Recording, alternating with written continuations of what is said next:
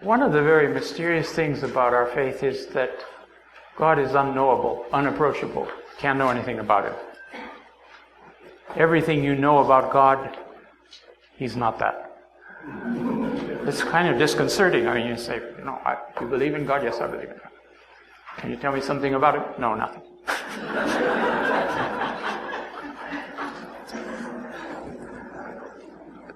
And for the first time, we really have a deciphering, if you will, of this terrific mystery that's existed in the past religions. What's the relationship to God? And this is so different from the past. All right, the Christians with their thoughts on the Trinity, but they can never quite figure it out. It's a mystery. Of course, it is a mystery. That's why it remains a mystery for them too. Abdu'l-Baha says there are three things. There is the divine bounty, there is the distribution of the bounty and the recipient of the bounty. The Christ receives this Holy Spirit which God reveals, and that's the Trinity. But to say the three are one is a bit confusing. It's the easiest way to cover the whole waterfront. I think they just decided to lump it all together. Now in Islam, because of the extremes of Christianity, at least I understand that maybe one of the motivations that Islam Muhammad removed himself from any identification with God. In the Kitab-i-Gan, Baha'u'llah says there's all these different stations within the manifestation. There's divinity itself, there's also servitude. And all of these titles apply at different times and according to the nature of the mode of revelation or words that they're revealing. But it's quite different to have Baha'u'llah coming and said, "Verily, verily, I am God and there is no God but me," and the challenge that represents. And if I could say the blessing that represents, compared to Muhammad coming and saying, "I heard from Gabriel the other day that God told him to tell me to tell you that you're supposed to do this and that." This is quite a distancing. Now Baha'u'llah comes and he says, okay, in the Gan, he said the manifestation can say, "I am God, verily I am God, there is no God but me."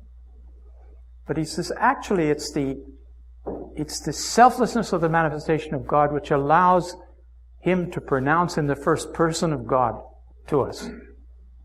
He says, not that his reality is the same as the reality of God. And yet he finds himself possessed of this power and vision and understanding of the human race that he can address mankind in the first person from God. And you have the essence of all of that in the hidden words that we shouldn't understand as coming from Baha'u'llah the man, but coming from Baha'u'llah the divinity behind the man, which is still a step down from the divine essence, the central orb of the universe that he describes. And he says, and you remember one of these quotes where he says, 10,000 prophets, each of Moses, are thunderstruck upon the Sinai of their search at God's forbidding voice, "Thou shalt never behold me." Whilst a myriad messengers, each as great as Jesus, stand dismayed upon their heavenly thrones by the interdictive mine essence, "Thou shalt never apprehend." The nature of our understanding of the manifestation of God, we're told, is not that we understand the manifestation of God.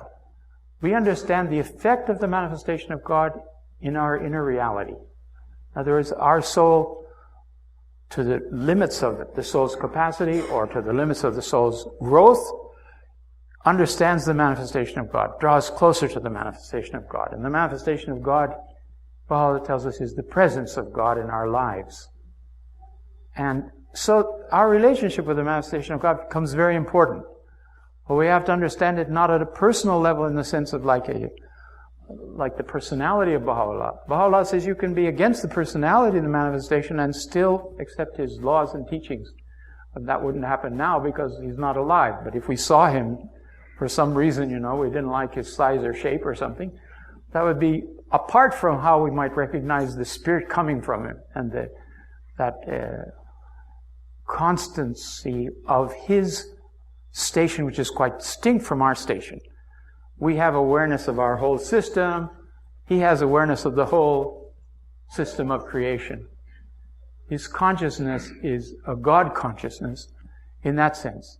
So the manifestation says he can't reach back into the essence. He doesn't know the essence, but he sees the effects and operation of that essence in his own being, and it compels him to take action in the world, this world, and in the heavenly realms, because in each of the heavenly realms, we're told by the guardian that you can't approach the essence of God. You approach the manifestation of God. The inner reality of the manifestation, the personality of the manifestation, remains the point of contact in all the worlds of God with God.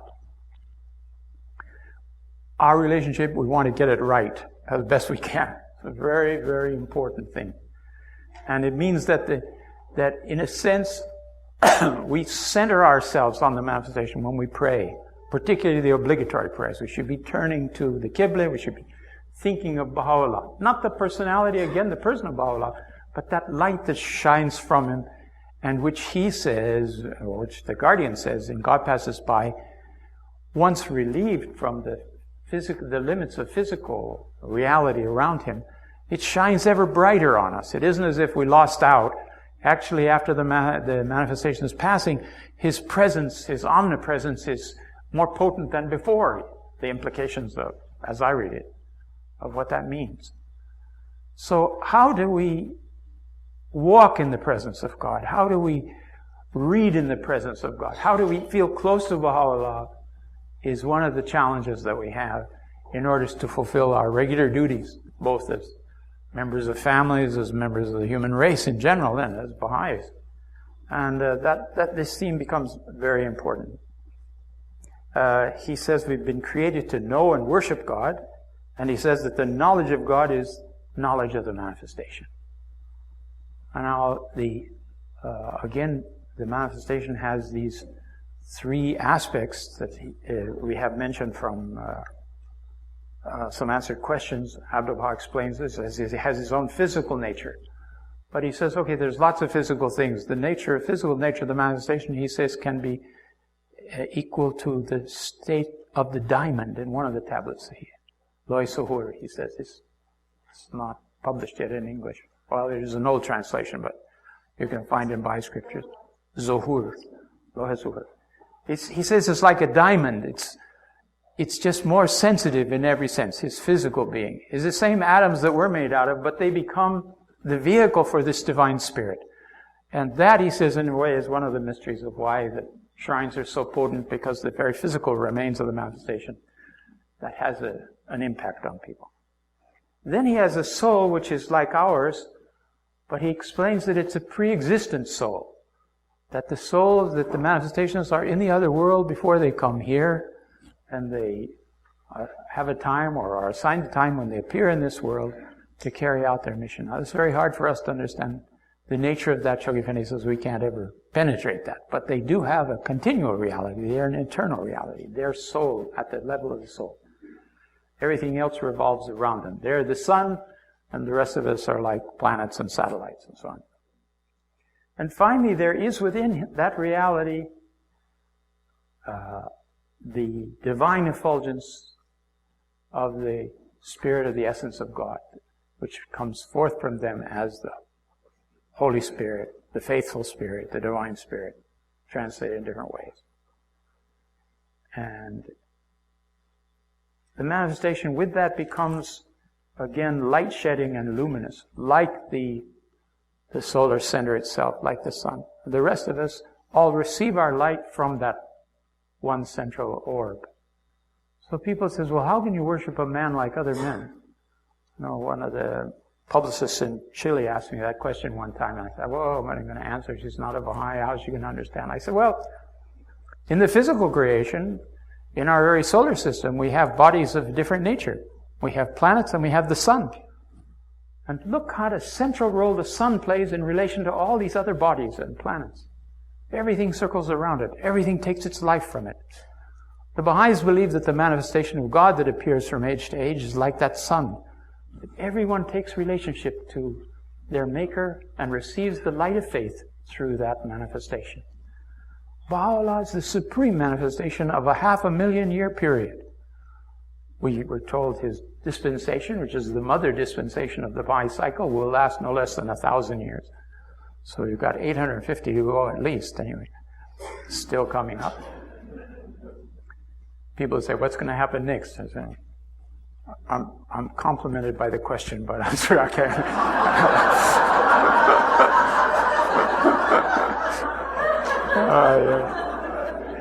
Anyway, if you play your cards right, you'll be able to see from the other world what's happening. And Baha'u'llah offers a prayer that we, humanity, won't treat the next manifestation like we treated him. So the possibility of some difficulties is still there. And surely there'll be a terrific period of testing. And we don't know quite how the House of Justice plays into all of that at the time, you know. The House of Justice said he is the manifestation. Everything's fine. The House of Justice says he's not the manifestation, and the manifestation says that's not the House of Justice anymore. So those are problems for those times. We won't get into those. Okay. Now, one of the things that Shoghi Effendi, when he defines in God Passes By, he defines God, he said the existence and oneness of a personal God, unknowable, inaccessible, the source of all revelation, eternal, omniscient, omnipresent, and almighty. Very interesting to take this. You'll find this on page 139 of God Passes By. This is the Baha'i definition of God in the most succinct form that I've seen it in the right. So somebody writes, we can't know him. How is he personal? Shoghi Effendi writes, he says, what is meant by personal God is a God who is conscious of his creation, who has a mind, a will, a purpose, and not, as many scientists and materialists believe, an unconscious and determined force operating in the universe. Such a conception of the divine being as the supreme and ever-present reality of the world is not anthropomorphic, for it transcends all human limitations and forms, and does by no means attempt to define the essence of divinity, which is obviously beyond any human comprehension. To say that God is a personal reality does not mean that he has a physical form, or does in any way resemble a human being. To entertain such a belief would be sheer blasphemy. So we have it. We have a clear statement here and also in the dispensation of Baha'u'llah, Shoghi Effendi's letter, that don't confuse the manifestation of God with God. Even when he says, I am God, you have to understand what that means. Now, beyond that, the test that may be to people approaching the faith, or even to ourselves, because we say, well, how do we explain this? There is the wonder of it. And that is that this is the day of God, the day of God himself. He came, he sent his messengers, they were destroyed, he finally comes himself. The Lord of the vineyard comes to straighten the whole thing out. The great announcement appears. The all-merciful Rahman himself comes amongst mankind and delivers his message. As we see the transformation of the human race, this is going to be celebrated rather than be a problem. It's going to be something that people get very excited about. We're living in the day of God. We're living in the greatest appearance or manifestation of God that's ever happened in recorded religious history, from Adam until now. And we have somehow popped into existence at such a glorious moment. And we are privileged to serve that. And Abdul says the holy ones of the past want to come back to this world, that they might perform some service in the pathway of Baha'u'llah. And friends, we have our whole lives to give here.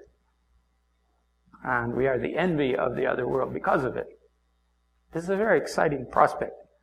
Also the idea that through this revelation, the whole world is going to reflect eventually the splendors of the Abha kingdom, of the divine kingdom, from pole to pole.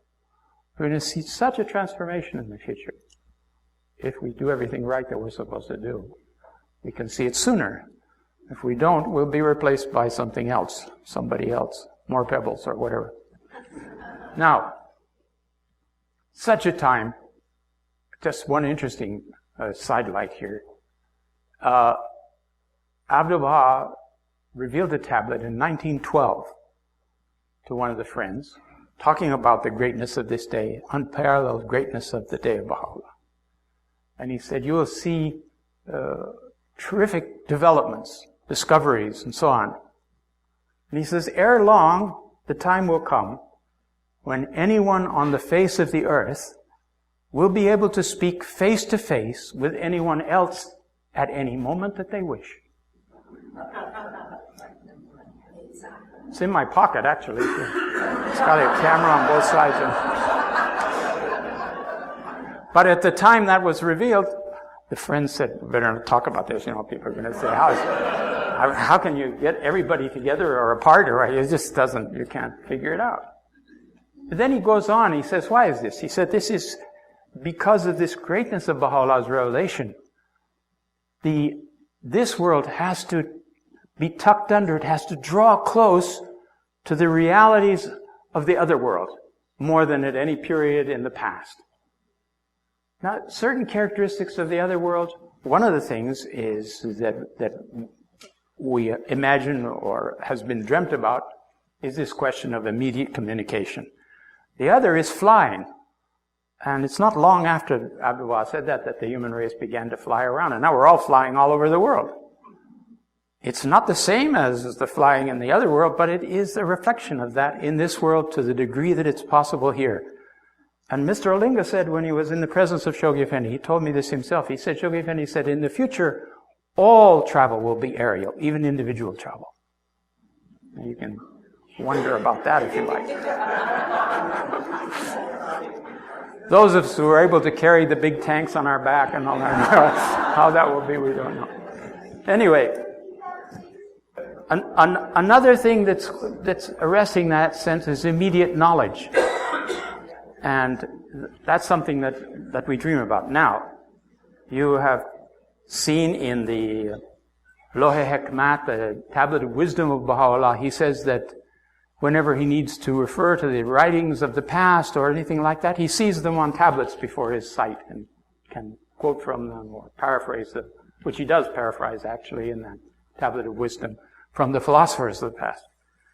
And Abdul Baha, here we have again, apocryphal story from Abdul Baha visiting in Schenectady, New York, the General Electric Laboratories. The friends took him upstate New York and he visited there, and that was the center of the great electrical scientist Steinmetz. And Abdul Baha and his entourage with the robes and everything, they come in with some of the American friends, and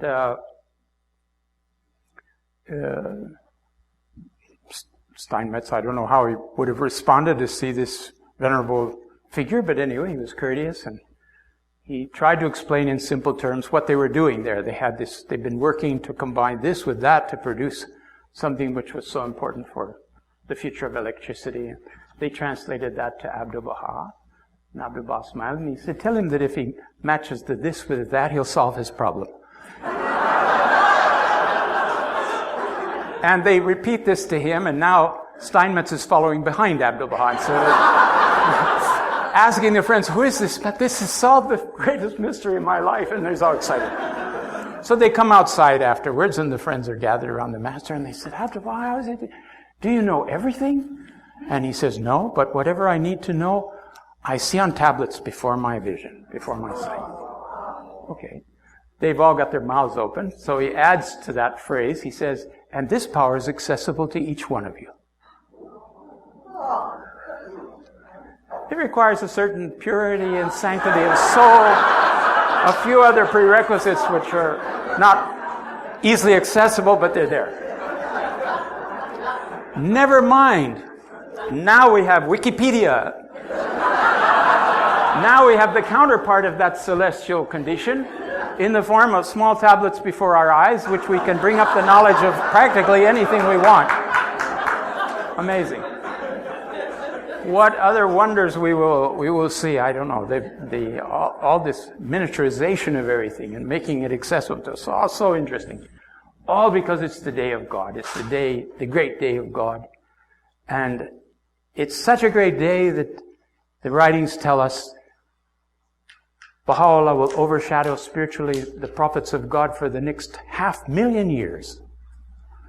Now, you know, much of the Bab's revelation is dedicated to revelation, which is interpretive revelation of Quranic verses or Quranic surahs, chapters of where he elaborates and shows what's hidden in these these surahs. Brings out much more than you could ever see. Terrific thing. And somehow one feels that the future manifestations will be involved with the verses of Baha'u'llah, will be showing us the wonders of that. Besides whatever else they'll bring, they're independent in their day. They can abrogate, he says, the laws, Shoghi Effendi explains, the laws of the Akdas, introduce new laws. In others, he can adapt the machinery of world order to the growing necessities of the human race. And Shoghi Effendi, and again, this is a pilgrim note, he said, there are powers and capacities latent in human beings which are not even dreamt of yet. Now, people will tell you how much of your brain you're using, and whether you're using that much or not, I don't know. But in any case, that is something for the future to see how these powers will come out under the influence of the kind of things we spoke about in the first session. Human beings concentrating on the verses of God, replacing their own limited consciousness with an ever broader vision of what a human being can be and what humanity has to become. Such an exciting prospect we have before us. The manifestation is the will of God amongst us. He talks about this, and it's in the book too there, about what's called the primal will, an all-pervasive will that he has. We can reflect ourselves, I'm sure, on how the manifestation is so different from us, just by the fact that when you pray in your chamber and are close with Baha'u'llah, it doesn't keep him from attending to someone in China or someone in Australia.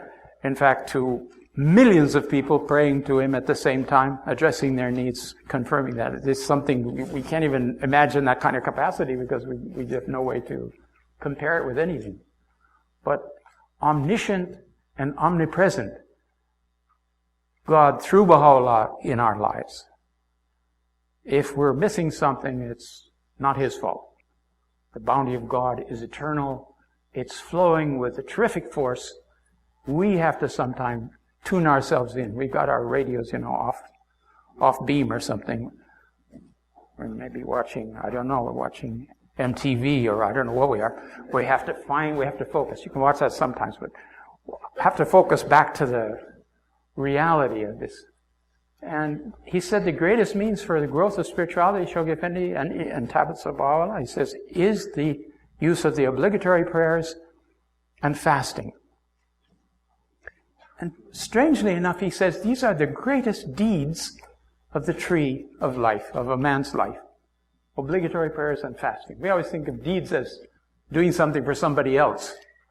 But the worship of God, the proper worship of God, is the greatest act that emanates from a human being. And right close to that is the act of awakening another soul to that purpose. So teaching becomes closely aligned with that also. And is the means of attracting the mysteries of the kingdom to the mirror of the heart, Abdu'l-Baha says. As you teach, your focus is to try to touch that inner reality of another human being in a way. This is quite different from passing out pamphlets. He says, breathes life into the souls of men. And in order to do that, he says, very simply in the Tablets of the Divine Plan, become incarnate light. The requirements are not simple. The rewards are inestimable. How can we face these things? To kind of revisit this in a letter of Shoghi Effendi, written in 1951, he says, as regards your question, Baha'u'llah is of course not God and not the Creator, but through him we can know God. And because of this position of divine intermediary, in a sense, he is all of the other prophets we can ever know of. It's all or the other prophets that we can ever know of that infinite essence which is God, through the manifestation. Therefore, we address ourselves in prayer and thought to him and through him to that infinite essence behind and beyond him.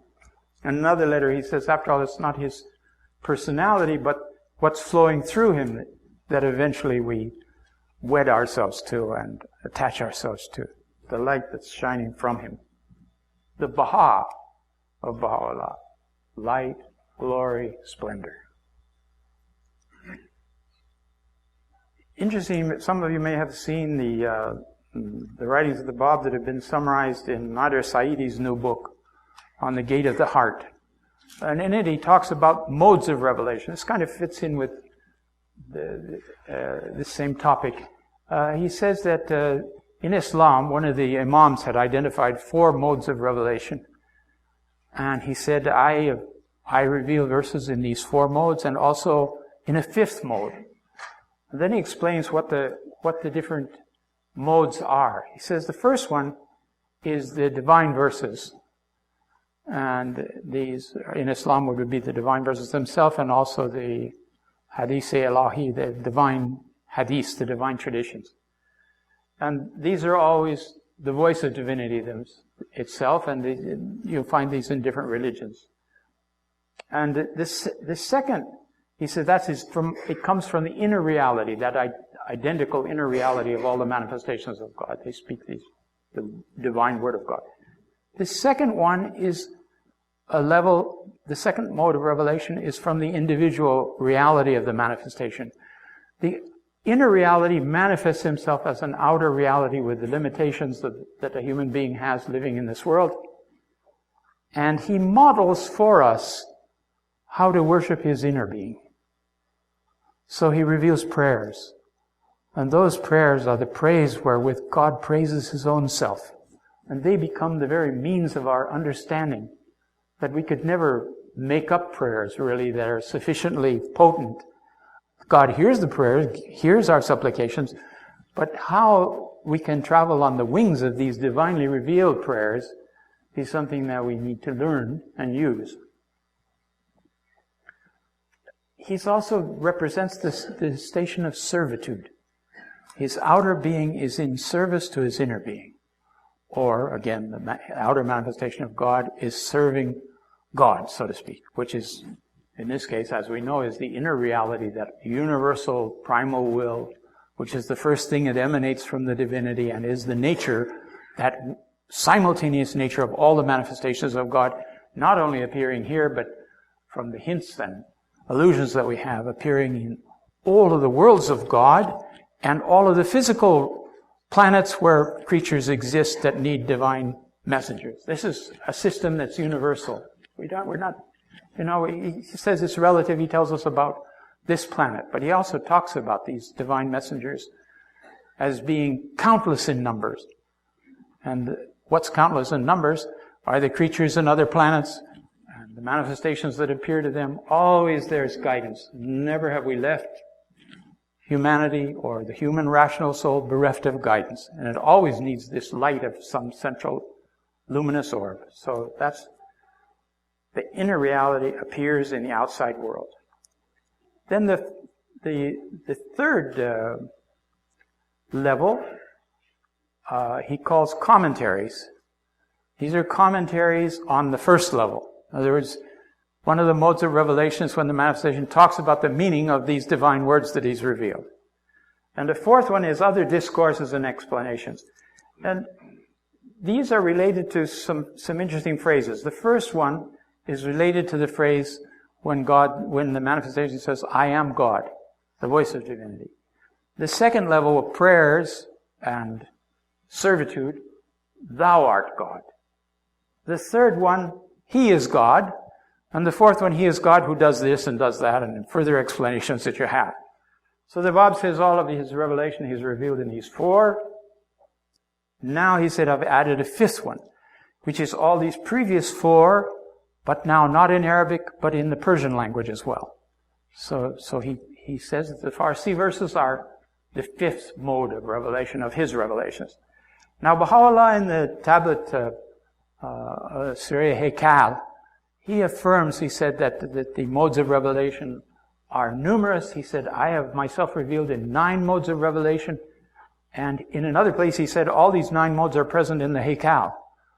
So it's not just the discrete Haykal where he describes his credentials, so to speak, but in the rest of the tablets to the kings that he attaches to those in the fuller Haykal, the composite Haykal, where he, after establishing his credentials, commands the Pope and the kings what they need to do on behalf of.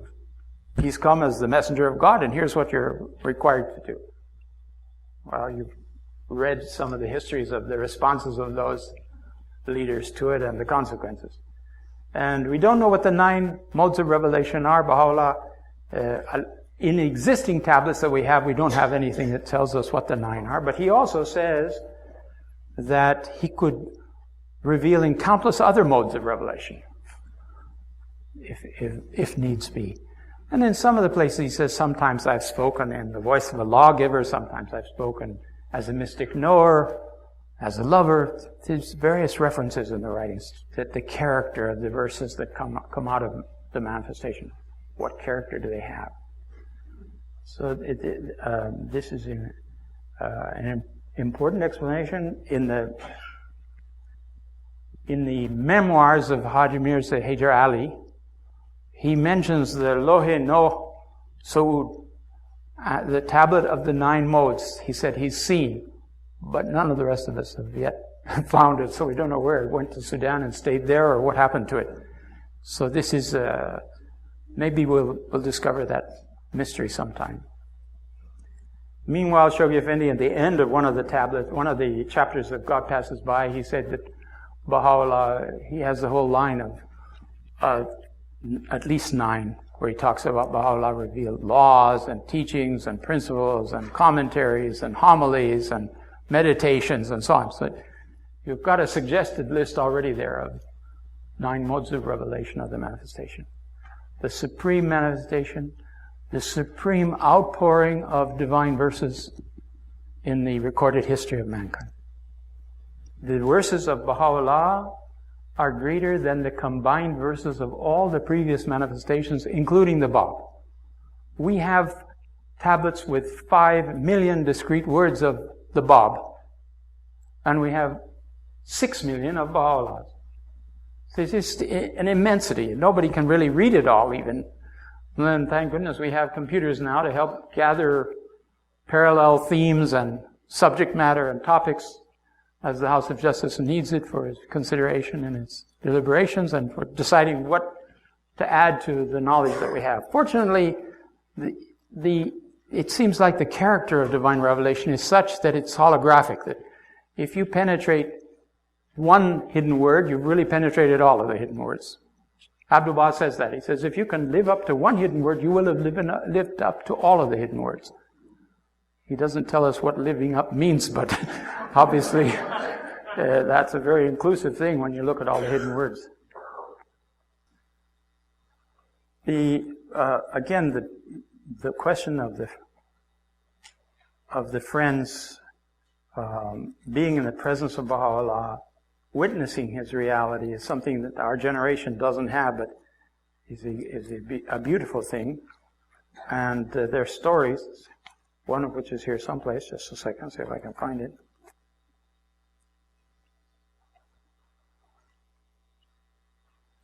This is this is part of the memoirs of the same Haji Mirza Hyder Ali, who was in exile in Sudan and suffered so much and was brought to the presence of Baha'u'llah eventually. And he has written down the following brief account of one of his memorable visits with Baha'u'llah. He says, when permission was granted and the curtain was withdrawn, I entered the room where the King of Kings and the ruler of this world and the next, nay, rather, the ruler of all the worlds of God, was with great authority seated on his couch. The verses of God were being revealed, and the words streamed forth in a copious rain. Methought the door, the wall, the carpet, the ceiling, the floor, and the air were all perfumed and illumined. They all had been transformed, each and every one, into ears, and were filled with a spirit of joy and ecstasy. Each object had become refreshed and was pulsating with life. To which worlds I was transported, and in what state I was, no one who has not experienced such as this can ever know. Well, we have a number of those things, you know. One of the Varga boys, the brother of Ruhullah, was in the Holy Land at the same time with Ruhullah and their father, who eventually was martyred as well. And he noticed that when Baha'u'llah was going to reveal verses, he sent the friends away. He dismissed them. He thanked them and dismissed them. And then he'd go and so they said, why does he do that? And he said, because that's when he's revealing the words of God. Out of deference and kindness to the friends, he would excuse them. He said, but I want to go sometime when the revelation is being revealed. And he asked the family if he could be present sometime. And so a couple weeks passed, and eventually at the mansion they called him upstairs to come to the room of Baha'u'llah. And they said, Baha'u'llah has called you. You can go in. So he parts the curtain, he steps in. I think he was about 11 years old, something like that. And he said, as he tells the story, as soon as I got in the room, I felt my knees weaken and I was dropping to the floor, fainting. And Baha'u'llah was chanting something, and he stopped his chanting and he said, Hoda Hafiz, goodbye. And he said, I fell down, passed out, and the family knew what was going to happen. They reached under the curtain and pulled me out. Went someplace and put water on his face. Well, there are a few stories like that. You realize what an impact this had. Another man said he came up the mansion stairs one time, and Baha'u'llah was seated in the center of the mansion. And Agha Sham was taking notes, and Baha'u'llah was chanting. And he said, as I came out, I was frozen on the spot. I couldn't go forward. I couldn't go back. I couldn't decide anything. I was just overwhelmed. Finally, Baha'u'llah nodded, and I was able to back out and go downstairs. So this is the courtesy, the force and potency, again, of revelation. And so something just so that we get the idea this is not ordinary words. These verses are potent. Again, they're crystallizations of things from the other world. And we have the endowment of the human spirit to be able to meditate and penetrate into these if we have the right attitude and preparation to see them. And then our whole lives become sweetened and changed and transformed from whatever we may be suffering along the way.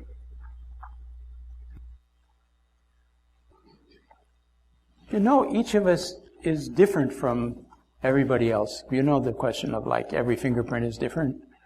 Every leaf of every tree is distinct. This is in conformity with the manifestation of the name of God, the unique, the one. And so that name also comes within human experience because we are all a combination of all the names of God that exist. So one of the names of God is the unique, which marks each one of us as being quite unique and distinct.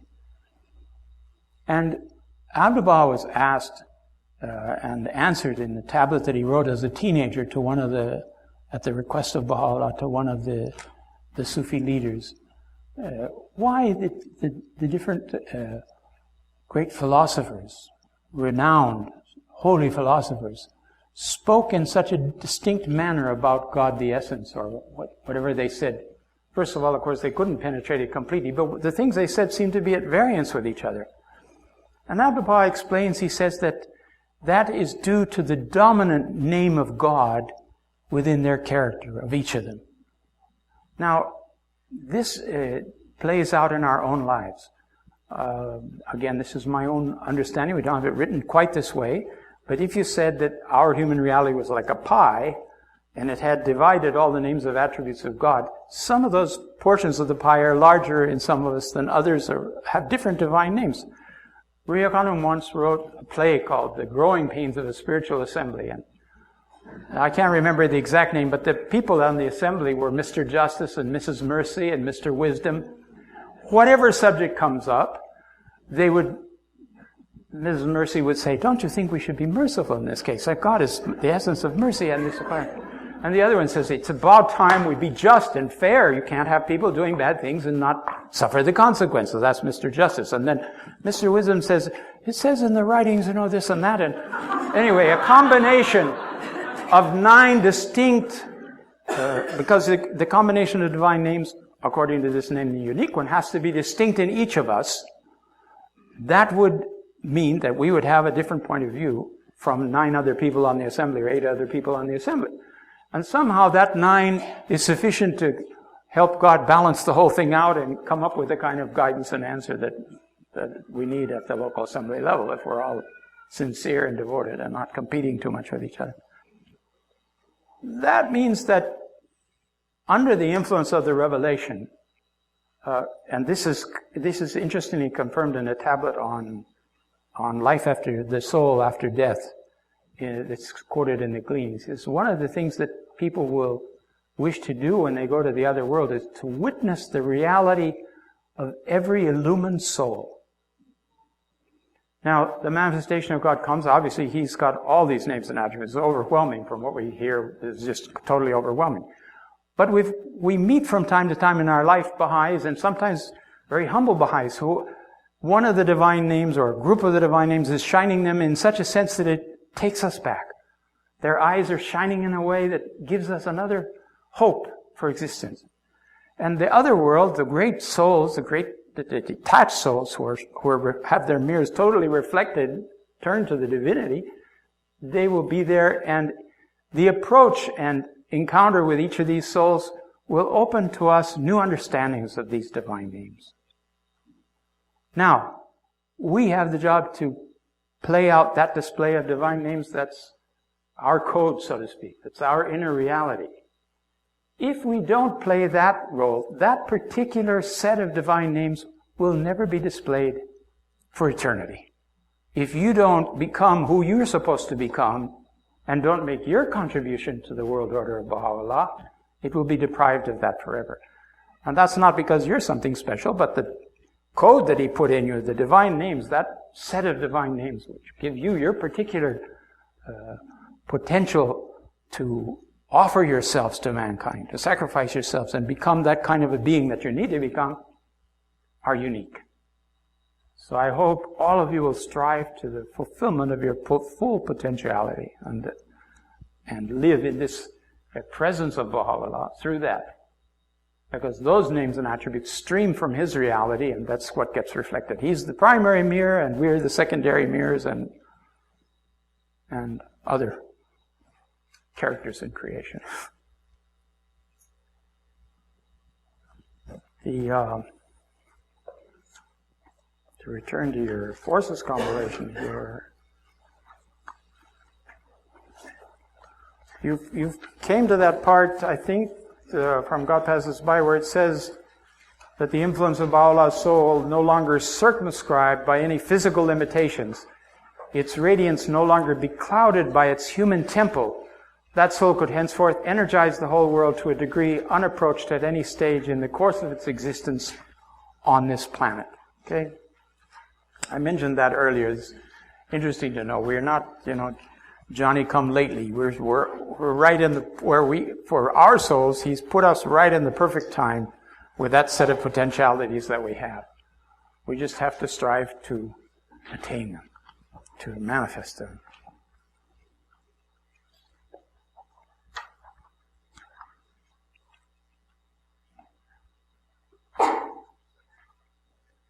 You have had some of these quotes on the effect of the disruptive forces associated with this world-shaking ordeal that humanity is going through, because having resisted the initial impulse of the manifestation, His call for the most great peace in His own lifetime to the world leaders, one of the things that Baha'u'llah said is we've seized these powers from kings and ecclesiastics, and they've been passed to the people. Now you're beginning to see how a generation like the Tunisians and the Egyptians, the young people, have suddenly come forth demanding their rights. But the earlier generation never thought to do that. We'll just be killed or something. But there, as a force, there are areas in humanity which are pushing this project forward. And the consciousness of the oneness of mankind is gradually growing in the human race now. A lot of us here are older, 40, 50 years of life here. You know how much humanity has changed, how much the attitude towards ethnic differences has dissolved, how the young people in the world identify with each other, how certain forces which you wouldn't imagine would be the cause of this are producing it. Never mind the internet, which is a terrific, powerful force, and Twitter and tweeting, but the whole movement of sports in the world, the competition between sportsmen and sportswomen of all the different nations in the Olympics and everything, how this creates the impression of the oneness of humanity, that we're all one people on this planet. How music and the influence of some of it, not the most spiritual quality, but how it prevails in the human race. How we're moving towards a universal language of English as a second, at least as presently, as a second kind of universal language, which people that don't know each other's languages, they communicate on the internet through broken English or whatever, some kind of computer English or something different. That thing is moving forward also. You see how Baha'u'llah is creating a disposition of to humanity to recognize in the principles of his faith the way out and the solution to the chaos that we're facing. And it will become increasingly obvious. We, in the meanwhile, need to trace through the teachings and see how they apply to the human race. And Baha'u'llah especially said to the young people, study the writings carefully and examine the solutions that Baha'u'llah has brought for the different vexing problems that humanity faces. And when you start thinking of a career, my own suggestion would be you look at the writings and see what kind of things are in the writings. For instance, maybe 2 generations ago, nobody would have thought of dedicating their lives to the advancement of sources of pure water. Yet how important that's becoming. Sources of water, never mind pure water, just water in so many places, and then the purification of water. Baha'u'llah has this verse in the Aqdas, he says that every place should be provided with pure water, and the water shouldn't be changed by flavor, or by color, or by taste. There's the third one, I'm confusing flavor with taste. Anyway, you go look up the verse. I don't have to tell you what that is. Water is a very important thing. Now all kinds of careers are coming out of that. If you want to have a career to try to find the missing link in evolution, forget about it. Baha'u'llah says, Abdu'l-Baha says, no, you're never going to find it. So why make a career out of it, you know? There's certain things you want to, you know, identify with in the health recommendations that are in the Baha'i writings. Would give you some hints about which direction to go with health services and understanding how healing can take place in the human reality. So many things of that sort. You may have some questions. We're going to have a chance that you can ask questions that you'd like along the way later on. For the time being, I'm escaping from that. And thank you very much.